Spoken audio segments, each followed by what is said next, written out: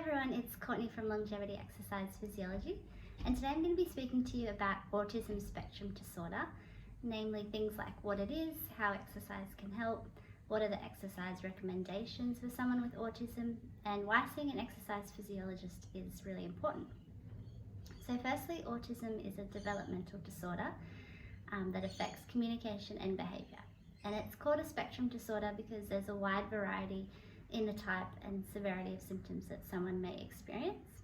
So common symptoms for someone with autism are difficulties with social interaction and communication, restricted interests and repetitive behaviours.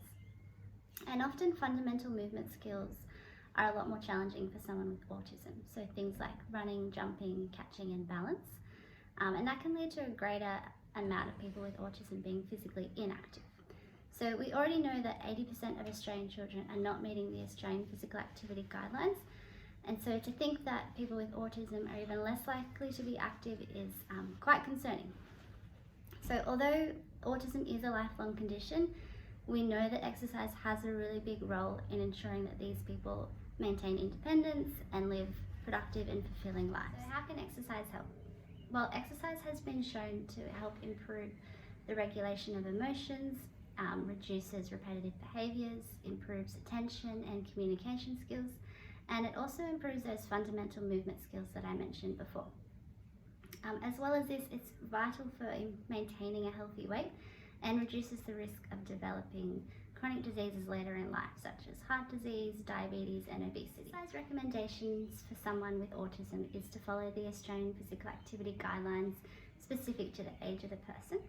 So for example, someone aged between 5 to 17 years, then the recommendation for them is to accumulate at least 60 minutes of moderate to vigorous intensity exercise every day and do activities that strengthen muscle and bone on at least 3 days per week. Why is it important to see an exercise physiologist?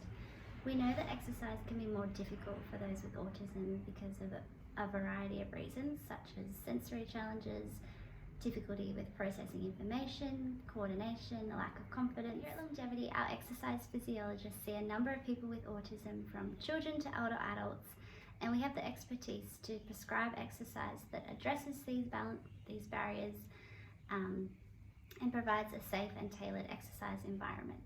It's also important to remember that exercise physiology services with an accredited exercise physiologist can be funded by NDIS under the improved daily living skills and improved health and wellbeing categories. So if you know of anyone with autism or you'd like to find out a bit more information, then contact Longevity on 1300 964 002.